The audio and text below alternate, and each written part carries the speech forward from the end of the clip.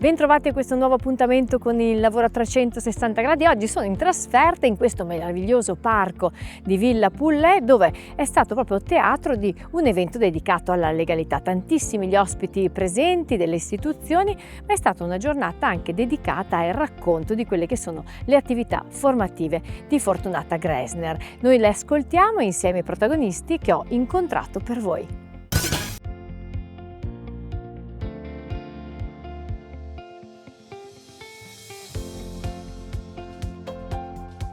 Oggi è una giornata importante in quanto è la giornata della consapevolezza sulla Costituzione e la legalità.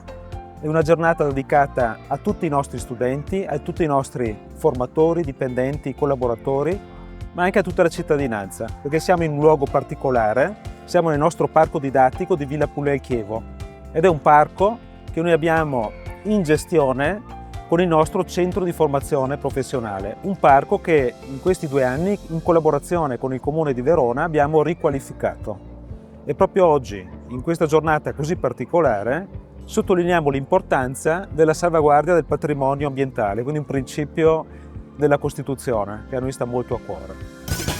In questa mattinata si è parlato di legalità, ma si è sentito parlare spesso anche di un patto. Di che cosa si tratta e come è nato? Il nostro patto, un patto di opportunità, è un patto di secondo livello. Nasce da un accordo che il Comune di Verona, la Prefettura, l'Ufficio Scolastico Territoriale e la Diocesi hanno stipulato e hanno invitato le istituzioni scolastiche a costruire dei patti di comunità per 2 finalità sostanziali. Da una parte cercare di abbattere la dispersione scolastica, poi per le povertà educative, e il terzo obiettivo, la terza finalità di questo patto di primo livello è andare a individuare degli spazi dove si potessero costruire delle attività, si potessero ideare, no, delle attività didattiche per i ragazzi del territorio.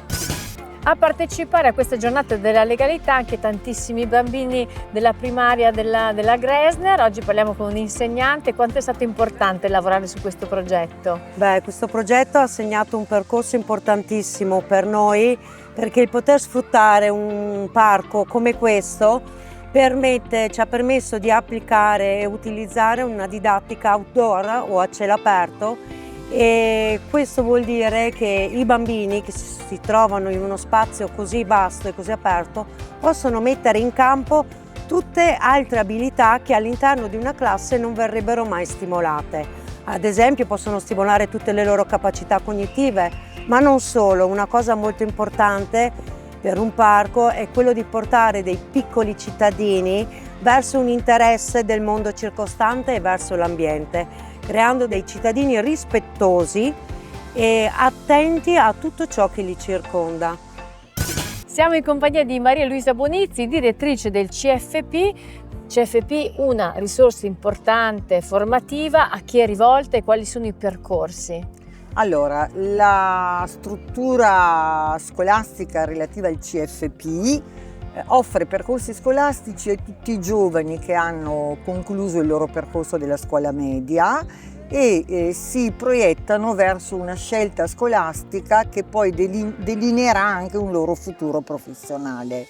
Nello specifico il CFP propone corsi a qualifica professionale triennale nel settore del giardinaggio e poi nella ristorazione e nell'agroalimentare per quei ragazzi che hanno delle certificazioni, quindi corsi dedicati a questi ragazzi con la personalizzazione del percorso rivolto a loro. Ami è una studentessa del secondo anno del CFP di giardinaggio. Perché questa scelta di intraprendere questo percorso di formazione? Allora, ero molto incuriosita dalla possibilità comunque di studiare e lavorare a contatto con la natura. Infatti noi nella settimana scolastica ci occupiamo di 3 giorni in cui facciamo teoria e 2 giorni in cui invece veniamo qui a Chievo a fare pratica. Un luogo questo del parco di Villa Poulet magico, cos'è che ti affascina di più? Probabilmente l'intera esperienza di essere qui in mezzo, ma anche il fatto che ci siamo occupati personalmente di aree più piccole all'interno di Villa Pullei, insomma ci occupiamo della manutenzione generale, ma abbiamo anche avuto la possibilità di seminare in serra e di piantare noi stessi. Se dovessi dare un suggerimento a chi ci sta seguendo da casa o sui social, ai ragazzi magari che non sanno che cosa fare dopo la terza media, lo consiglieresti questo percorso? Se sì, perché? Lo consiglierei sicuramente, lo consiglierei principalmente alle persone che comunque sanno di avere una passione per le piante. Penso che molto spesso si pensi che in una scuola professionale non si impara nulla, invece si impara esattamente le cose che hanno a che fare col lavoro che noi studiamo. Siamo in grado di occuparci delle piante, riconosciamo alcuni tipi di piante e comunque abbiamo lavorato in serra, nei campi, quindi penso che sia una scuola che posso consigliare a chi è interessato alle piante e alla natura in generale. Ci fermiamo per qualche secondo di pubblicità, ma restate con noi con il lavoro a 360 gradi.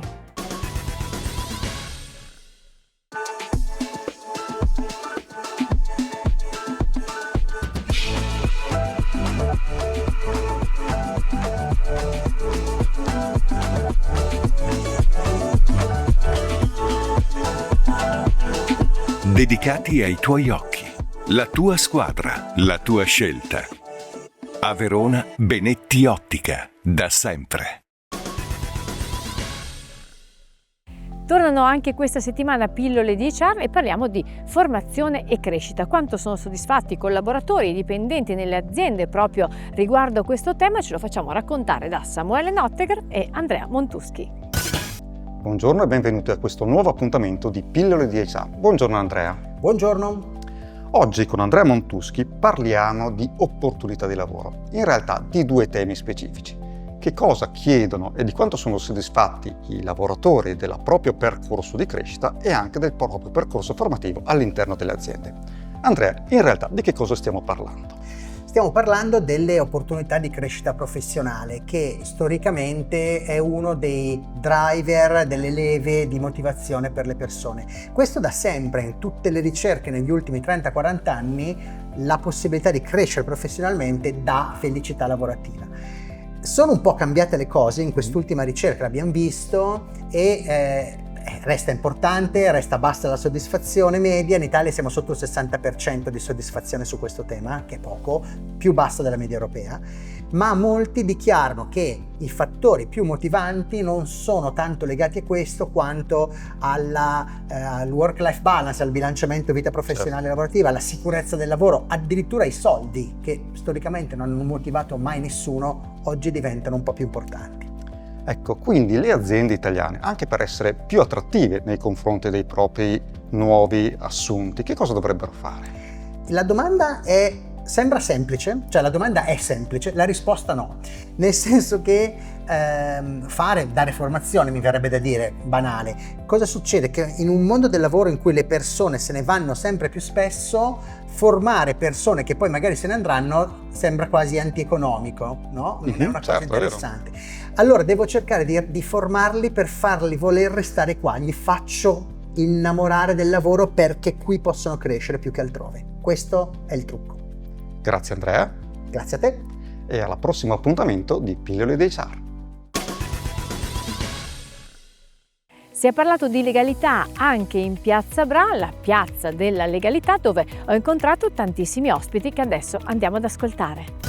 Ma con questa manifestazione odierna siamo andati alla base della nostra convivenza civile e sociale, perché il principio di legalità abbraccia praticamente tutto il vivere di ogni cittadino. Il principio di legalità vuol dire vivere in un paese democratico dove la rappresentanza è del popolo, dove le leggi seguono un iter particolare che è assolutamente improntato alla trasparenza, ma le norme che poi vengono emanate devono essere però rispettate da ciascuno di noi, perché solo in questo modo possiamo raggiungere effettivamente gli obiettivi principali del nostro vivere, che è quello di stare meglio tutti e di poter progredire contribuendo allo sviluppo del nostro paese, così come ci obbliga, tra virgolette, la nostra Costituzione. È un messaggio quindi di base che vogliamo coniugare tra l'altro insieme alla solidarietà e con la scelta dell'Associazione Donatori Nati della donazione del sangue, che è indispensabile anche questo, che quindi il donare aiuta e arricchisce il donatore prima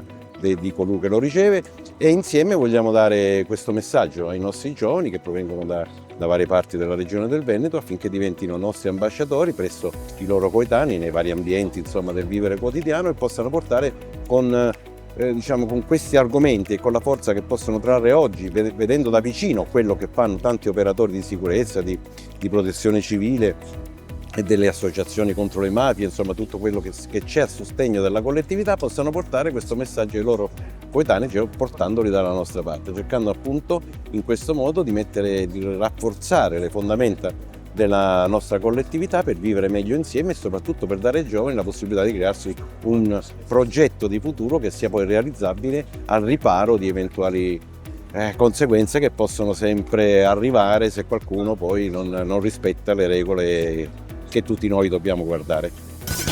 Parlare di legalità e sicurezza diventa importante non solo per gli studenti o i lavoratori, diventa importante anche per i cittadini. È fondamentale per la convivenza sociale, perché poi quando si parla di sicurezza di fatto si parla di vivere insieme nel rispetto delle regole, quindi la legalità non è un senso astratto, ma è esattamente la concretizzazione del rispetto reciproco e del rispetto delle regole. Ma l'iniziativa di oggi ha, a mio avviso, una valenza particolare innanzitutto per la pluralità di punti di osservazione su cui punta l'attenzione, quindi la sicurezza stradale, il rispetto delle regole, la legalità, la donazione di sangue, quindi il ringraziamento speciale ai donatori nati che hanno la realtà che ha promosso l'evento di oggi. Sensibilizzare i giovani sull'importanza del rispetto delle regole, il principio di solidarietà che sta alla base della donazione è, credo, le basi per la costruzione di una società sicura e anche democratica, perché no? Però è chiaro che la sensibilizzazione dei giovani passa attraverso la credibilità degli adulti che fanno loro proposte. Credo che oggi sia un esempio chiaro, efficace della credibilità di adulti in questo senso. Parlare di legalità e regole che sono indispensabili in cantiere è importante per gli studenti, per i lavoratori, ma soprattutto per i cittadini. Non è importante, è fondamentale sensibilizzare i cittadini, soprattutto i più giovani, sull'importanza della donazione del sangue e sul rispetto delle regole, ovviamente. Noi come Donatori Nati siamo i promotori di questa iniziativa che parte da Verona, ma che toccherà anche le altre province della regione, con l'ambizione di esportarla anche in altre regioni d'Italia, appunto il progetto Dal sangue sulla strada al sangue per la vita, proprio per invitare, ripeto, con particolare attenzione i giovani sul rispetto ad esempio del codice della strada, del non mettersi mai in nessun caso alla guida quando si è sotto effetto di sostanze stupefacenti o si è abusato di alcol. Questo non solo risparmia vite, ma soprattutto con il rispetto civico ci consente di costruire una coscienza collettiva da parte di questi ragazzi per sostenere anche il sistema sanitario nazionale con la donazione del sangue. Un futuro più giusto, legale, sicuro, come le scuole edili possono promuovere questo messaggio ai giovani e come i giovani possono cambiare veramente il mondo dell'edilizia. Educare i giovani alla sicurezza è fondamentale, perché sono persone che andranno dopo a lavorare all'interno di cantieri dove pericoli ci sono in ogni momento, quindi educare la sicurezza vuol dire intanto cercare di tutelare la loro vita quando andranno al lavoro, ma anche entrare proprio in un approccio di rispetto delle regole, non come un obbligo, ma come una quotidianità, come proprio una cultura quotidiana con cui io mi avvicino al lavoro. Si chiude anche questa puntata del Lavoro a 360 gradi, io aspetto puntuali la prossima settimana per raccontarvi le tante novità dal mondo del lavoro, non mancate, vi aspetto.